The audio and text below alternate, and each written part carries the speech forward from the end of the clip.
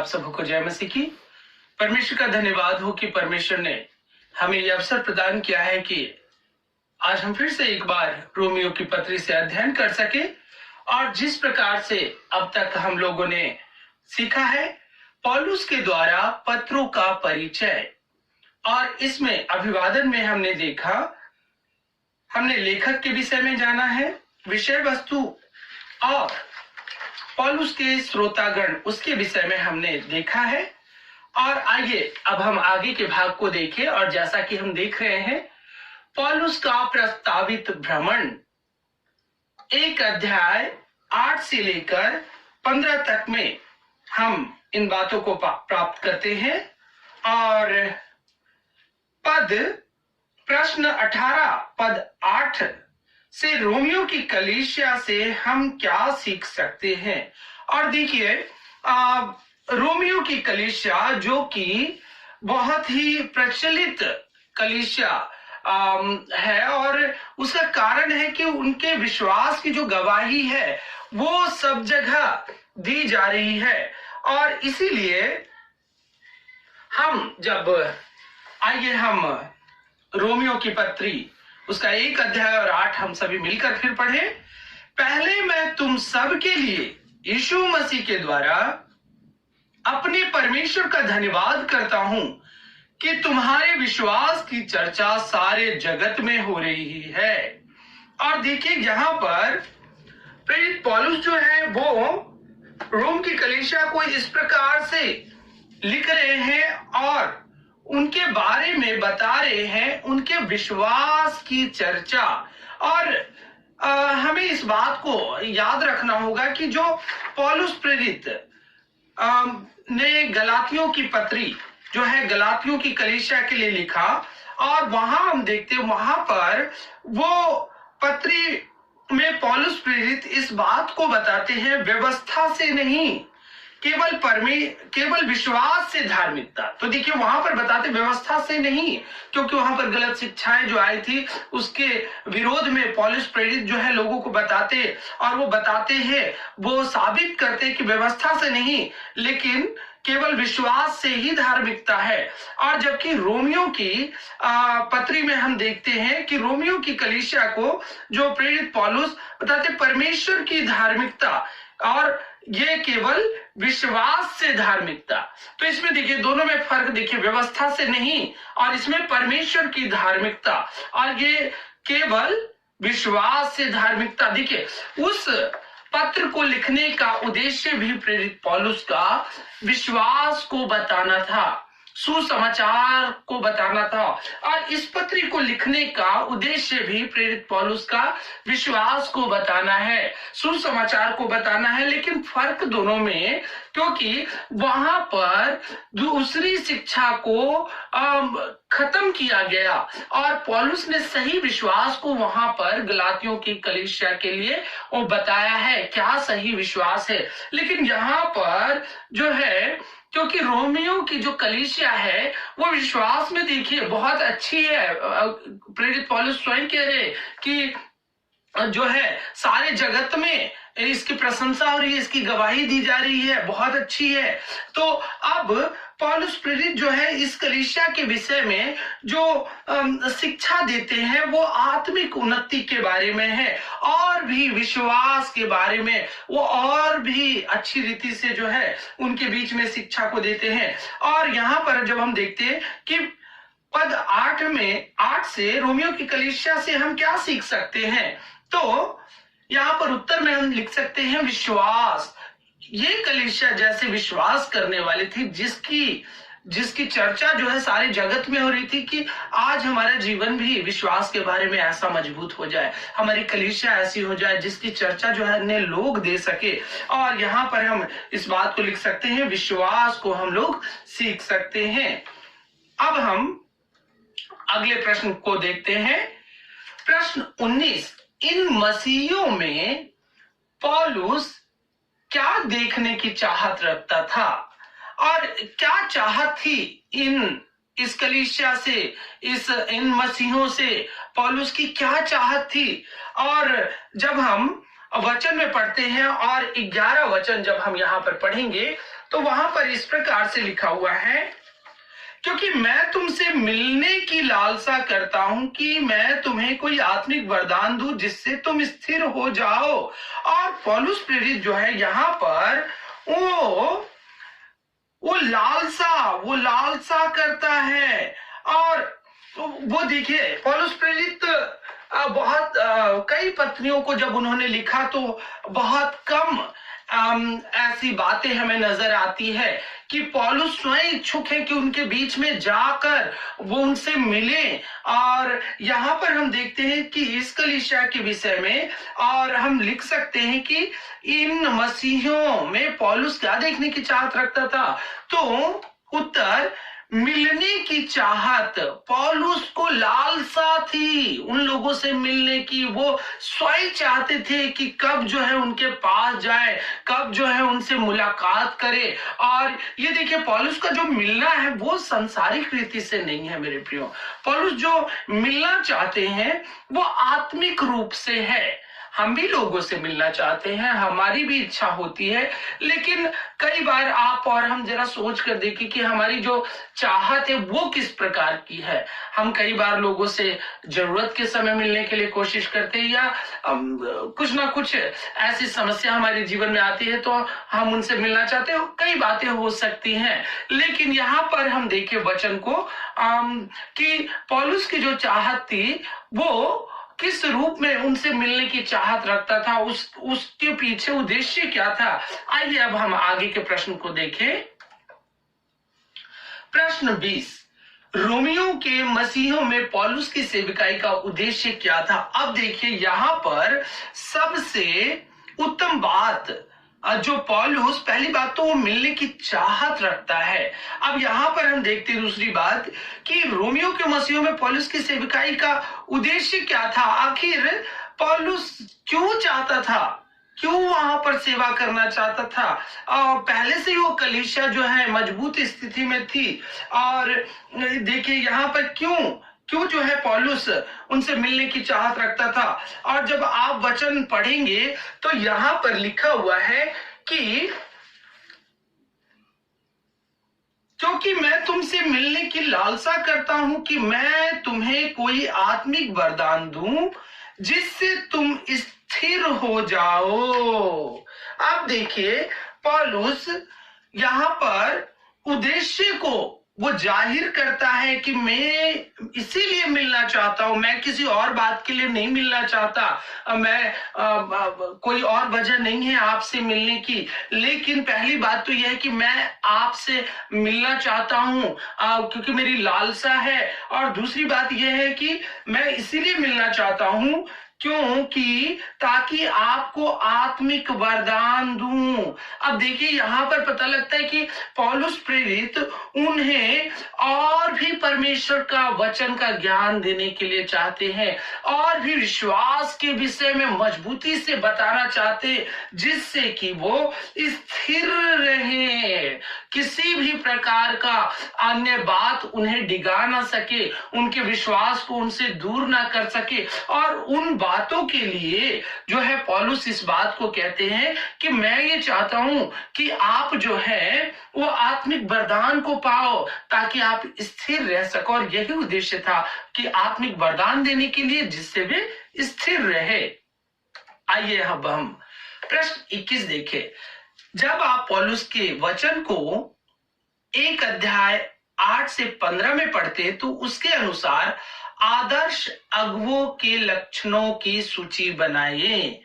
आइए अब हम इसमें देखते हैं, हम एक एक करके वचन पढ़ेंगे और हम देखेंगे कि किस प्रकार से, जैसा कि हम जानते हैं कि प्रेरित पौलुस एक महान अगुवा थे और वो एक आदर्श अगुवा थे जो है हमें उनका अनुसरण करना चाहिए, लोगों की अगुवाई करने में उस बात को सीखना चाहिए। और आज हम बाइबल से भी इन बातों को देखते हैं।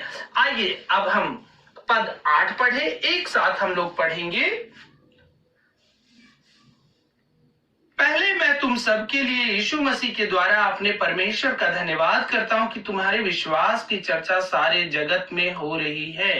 देखिए, पौलुस प्रेरित वो धन्यवाद करने वाले व्यक्ति हैं। पौलुस प्रेरित एक धन्यवादित है परमेश्वर के प्रति, लोगों के प्रति, जो कार्य लोगों ने किया उसके लिए भी वो धन्यवादित है। कितना अच्छा लगता है कि वो देखिए लोगों को जब उन्होंने सुना है कि उनके काम जो है प्रभु में बहुत अच्छे हैं, तो उन बातों के लिए वो परमेश्वर का धन्यवाद कर रहे हैं। हम कई बार लोगों की बढ़ती को देखकर अपने मन में अलग प्रकार की ईर्ष्या को या अलग प्रकार की भावनाओं को अपने मन में आने देते हैं, लेकिन पौलुस प्रेरित को देखिए इन बातों से ये कितना अच्छा है मेरे प्रियो कि हम उन लोगों के लिए प्रसन्न हो जो लोग प्रभु में अच्छी रूप से सुसमाचार का प्रचार करते हैं, जो निस्वार्थ भाव से प्रभु की सेवा करते हैं। हमें उनके लिए परमेश्वर का धन्यवादित होना चाहिए और पौलुस प्रेरित भी यहाँ पर ऐसा करते हैं। देखिए अगर हम एक दूसरे का धन्यवाद नहीं करते हैं, कोई भी अच्छी बात कोई आपके साथ करता है, कई बार हम धन्यवादित नहीं रहते, लेकिन हमें एक दूसरे का धन्यवादित रहना चाहिए।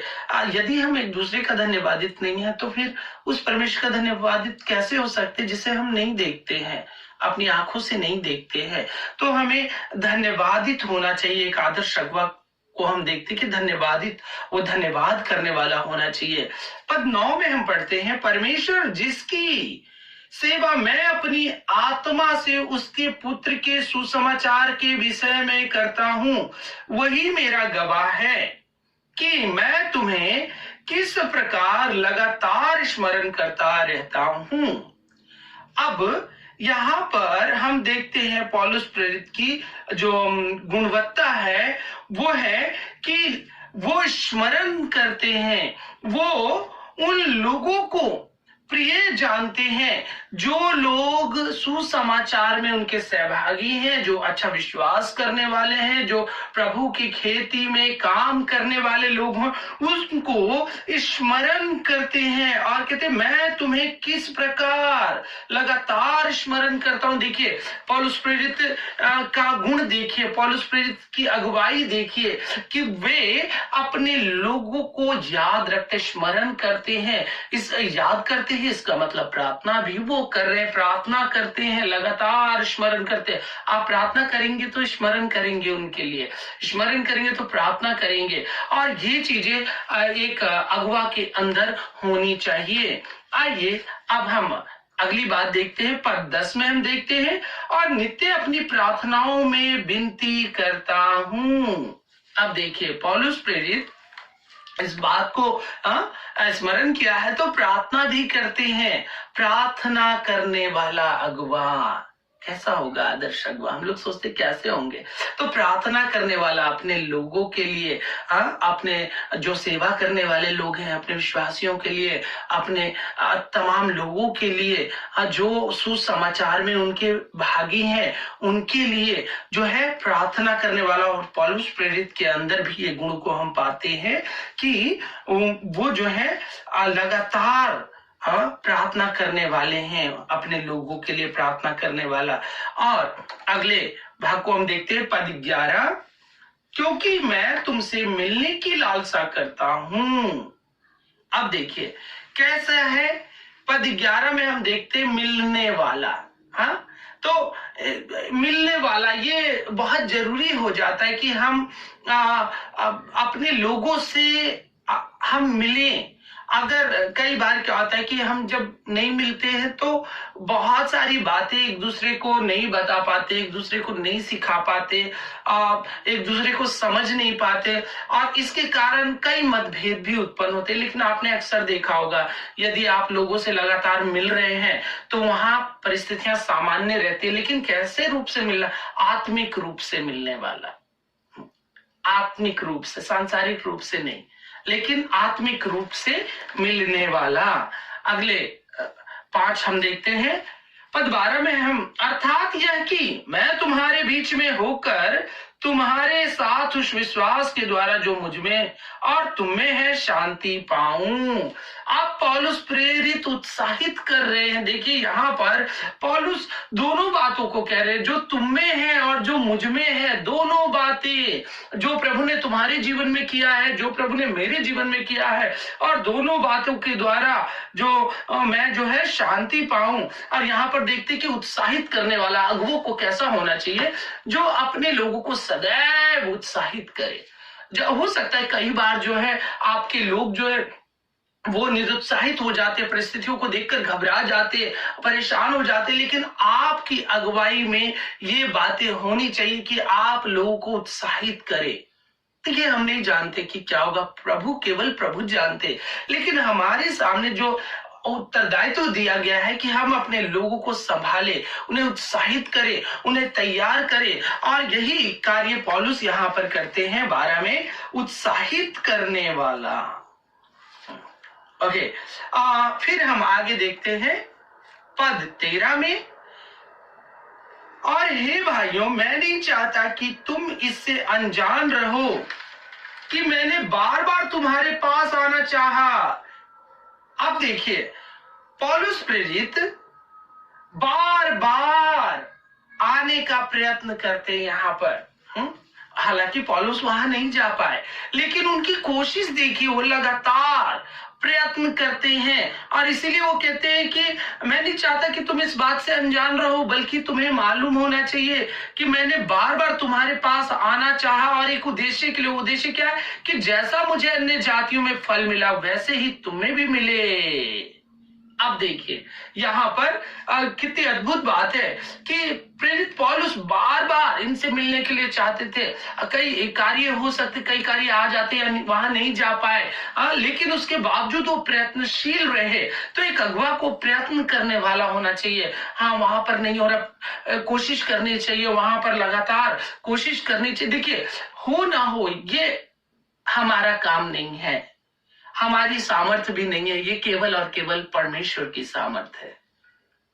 तो हमारा कार्य क्या है? प्रयत्न करना। और जब हम ऐसा करते हैं, यकीनन हम उनमें सफल होते हैं। तो प्रयत्न करने वाला अगुवा पौलुस के बारे में हम देखते हैं। 14 पद में हम देखते हैं, मैं यूनानियों और अन्य भाषियों का और बुद्धिमानों और निर्बुद्धियों का कर्जदार हूं। देखिए यहां पर वो किस प्रकार से बातें करता है, जिन्हें वो सुसमाचार नहीं सुना पाए या नहीं सुना पाते, उनके लिए कहते कि कर्जदार हूं, कर्जा है मेरा।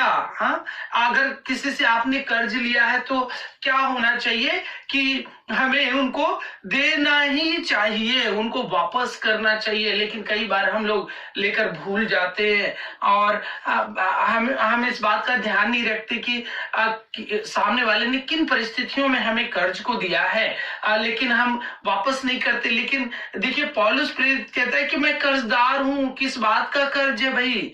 और सब लोगों को वो है सुसमाचार सुनाने का। जब तक मैं उनको सुसमाचार नहीं सुनाऊंगा, तब तक कर्ज नहीं चुकेगा। आपके अंदर ऐसा बोझ, हमारे अंदर एक ऐसा बोझ, एक देखिए अगुवा के जीवन में क्या बातें हैं कि वो अपने आप को ऐसा समझ रहे, इन्होंने किसी से कर्ज नहीं लिया, पौलुस प्रेरित ने, इनका कोई बकाया नहीं है, लेकिन उसके बावजूद ये अपने आप को कर्जदार समझते हैं। और वो कर्ज क्या है? सुसमाचार सुनाने का, कि जब तक मैं उनको सुसमाचार नहीं सुनाऊंगा, तब तक मेरा कर्ज जो है नहीं चुकेगा। इसीलिए हमें भी इस प्रकार के आदर्श को अपने जीवन में लागू करना चाहिए। आइए अब हम देखें पद 15। पद 15 अब क्या कहता है? सो मैं तुम्हें भी जो रोम में रह रहे हो, सुसमाचार सुनाने को भरसक तैयार हूं। हाँ, वो प्रेरित पौलुस के अंदर वो तैयार है, बोलते हैं किस चीज के लिए? सुसमाचार सुनाने के लिए। और देखिए पौलुस प्रेरित के जीवन के अंदर जब हम देखें तो जो है अपने, जब उनको प्रभु ने दर्शन दिया और उसके बाद उन्होंने अपने जीवन को प्रभु को सौंपा, और उसके बाद वो सेवकाई को निकल गए। सेवा करने के लिए निकल गए और कई जगहों पर अलग अलग प्रांतों में, अलग अलग देशों में, अलग अलग जाति, अलग अलग समूहों में जाकर उन्होंने सुसमाचार का प्रचार किया। और पौलुस प्रेरित यहाँ भी कह रहे हैं, इसलिए बाइबल भी हमें कहती है समय और असमय हमें तैयार रहना चाहिए। जब तुमसे तुम्हारी आशा के विषय में कोई भी तुमसे पूछे, तुम्हें तैयार रहना चाहिए। तो क्या आज हम ऐसे तैयार हैं कि जब भी हमें अवसर मिले तो हम जो है सुसमाचार को सुनाएं? तो हम यहाँ पर देखते हैं कि अगवा जो है वो तैयार रहने वाला है। तो यहाँ पर हमने पॉइंट्स को देखा, 8 बातों को देखा। धन्यवाद, स्मरण, प्रार्थना करने वाला, मिलने वाला, उत्साहित करने वाला, प्रयत्न करने वाला, कर्जदार और तैयार। और ये 8 बातें आज हम सोच सकते हैं, क्या मैं अपने जीवन में इसे लागू कर रहा हूं? और कौन सी ऐसी बात है जो मेरे जीवन में नहीं है? क्या मैं धन्यवाद करने में कमजोर हूं, या क्या मैं स्मरण करने में कमजोर हूं, क्या मैं प्रार्थना करने में कमजोर हूं, उत्साहित करने में कमजोर हूं, लोगों से मिलने जुलने में कमजोर हूं, प्रयत्न करने में कमजोर हूं, मतलब या सुसमाचार सुनाने में कमजोर हूं, या तैयारी में कमजोर हूं? किन बातों में आज खुद मेरे प्रियो, आज इस बात को आप सोचे और निर्णय ले, प्रार्थना करें कि परमेश्वर मुझे आप इन बातों के अनुसार तैयार कीजिए, ताकि मैं एक आदर्श अगुवा बन सकूं जो लोगों को सही रूप से सुसमाचार सुनाने पाए। आइए अब हम आगे बढ़े और अब हम आगे देखते हैं पत्रियों का विषय वस्तु। अब हम लोग यहाँ पर विषय वस्तु, इस पत्र का जो विषय है उसकी ओर हम लोग आएंगे। और यहाँ पर पहला अध्याय उसका 16 और 17 हम देखेंगे।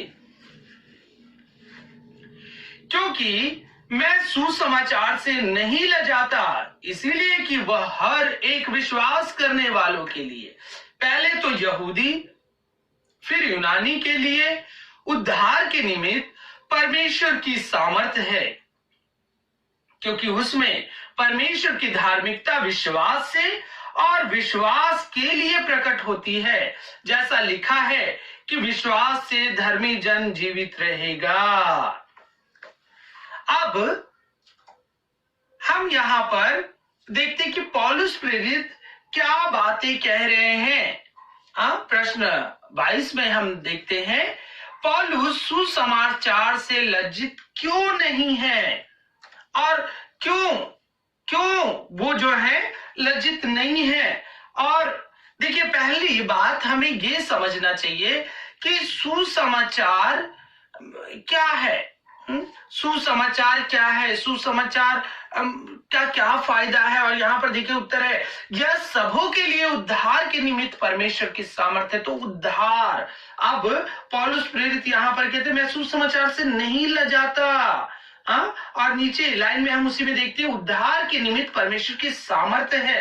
तो उद्धार के हम 3 पहलू को हम देखते हैं। और पहला, अतीत में पाप के दंड से उद्धार। कई बार ये प्रश्न उठता है कि भाई उद्धार किन बातों से उद्धार? तो उसका जवाब है पापों से उद्धार। यानी कि हम यीशु मसीह पर विश्वास करते और उसके द्वारा हम पापों की क्षमा, अनुग्रह के, परमेश्वर के अनुग्रह के द्वारा पापों की क्षमा को प्राप्त करते। और इसमें पहला आता है अतीत में पाप के दंड से उद्धार। लूका 7:50 में जब हम पढ़ते तो वहां पर देखते कि वो पापनी स्त्री को प्रभु ने कैसे उनको जो है क्षमा किया, और यीशु ने उससे कहा तेरे विश्वास ने तुझे बचा लिया। तो वहां पाते कि जो पाप अतीत, यानी जो पहले यहां से हमारे जीवन में चले आ रहे हैं, लेकिन बाइबल तो कहती, देखिए आपने पहले जो पाप किया वो बात नहीं है, बल्कि जन्म लेने के बाद आप आए हैं। तो इसका तात्पर्य है कि बाइबल कहती है सब ने पाप किया है क्योंकि परमेश्वर की महिमा से रहित, यानी कि सब ने पाप किया है। और इसीलिए अब चाहे पहले का हो जो भी है, तो उन बातों से उद्धार। दूसरा, वर्तमान में प्रतिदिन के जीवन में पाप की सामर्थ्य से उद्धार। हाँ, तो वर्तमान के समय में जो चीजें चल रही हैं, कई चीजें हो सकती कि हम लोगों के बीच में रहते हम नहीं चाहते कि बुरी चीज को देखें, लेकिन हो रहा है। और कई बार हम नहीं चाहते कि वो चीजें, और कई ऐसी बातें हैं जो आप नहीं करना चाहते लेकिन आपसे हो जाता है या हो रहा है। कई बार काफी लोग जो है अपने जीवन को सोचते कि नहीं, मैं तो हो ही नहीं सकता, मैं तो पवित्र हो ही नहीं सकता, लेकिन नहीं मेरे प्रियो, प्रभु का अनुग्रह आपके लिए हुआ है। और इसीलिए आपको इस बात, अपने पापों को मानकर उन्हें छोड़ देना चाहिए, और आप वर्तमान समय में भी जो है उस उद्धार को प्राप्त करते हैं, उद्धार को प्राप्त करते हैं। ओके, और भविष्य में पाप की वास्तविक उपस्थिति से उद्धार। और देखिए, अब आप अनंत काल तक जो है पाप रहित हो गए, आप उद्धार में हैं, और आप पर जो है पाप की प्रभुता अब राज्य नहीं कर सकती। यह उद्धार एक विश्वास करने वाले को प्राप्त होती है, लेकिन शर्त इसकी ये है, ये तीनों कंडीशन में आप उद्धार को प्राप्त करते हैं, वर्तमान, अतीत में, वर्तमान में और भविष्य में। लेकिन इसकी जो कंडीशन है वो विश्वास करने वाले हो।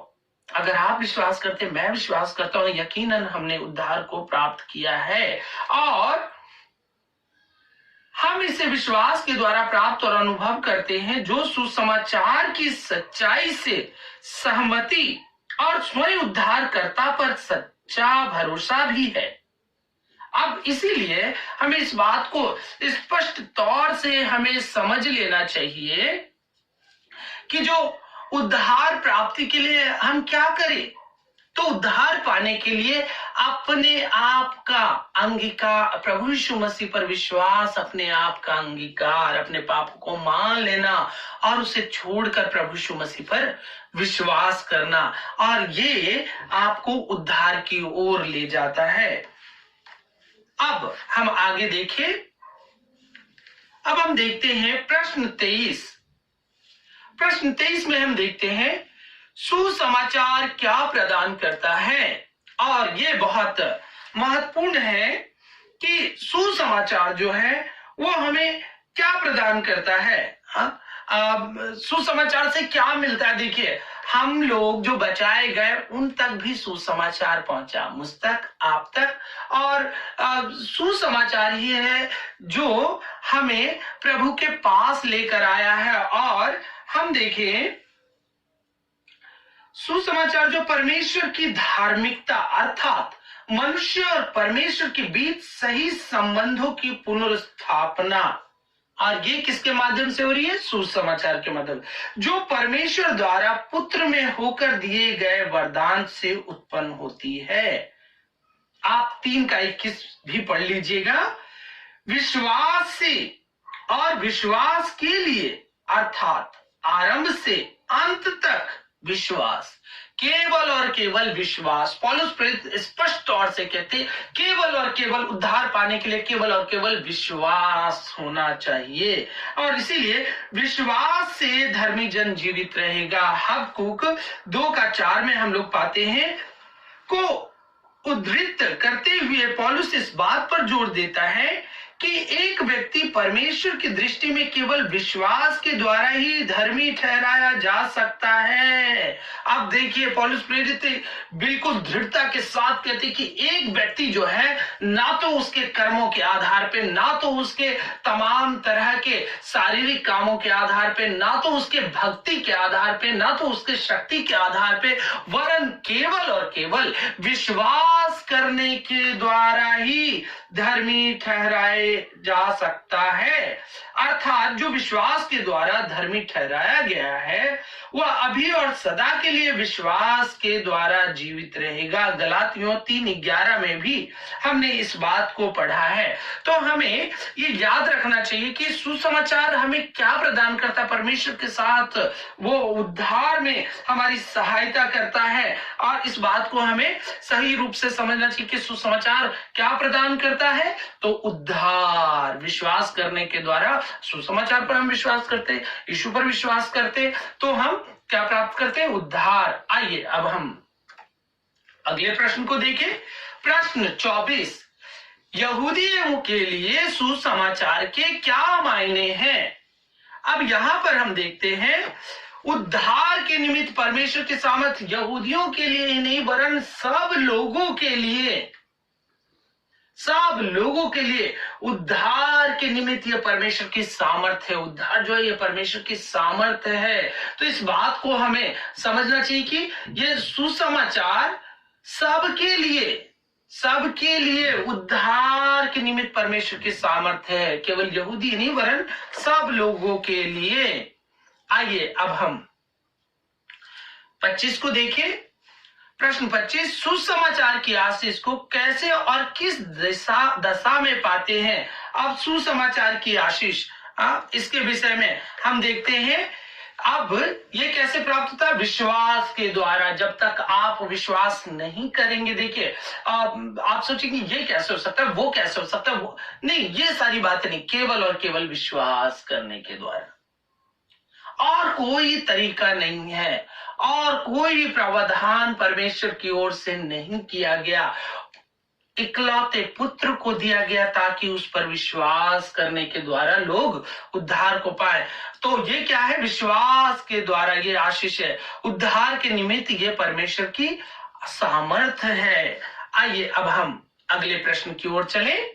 प्रश्न 26। और अब हम प्रश्न 26 में हम देखते हैं परमेश्वर की धार्मिकता का प्रकाशन हम कैसे पाते हैं। अब कैसे हमें परमेश्वर की धार्मिकता का प्रकाशन हमें प्राप्त होता है।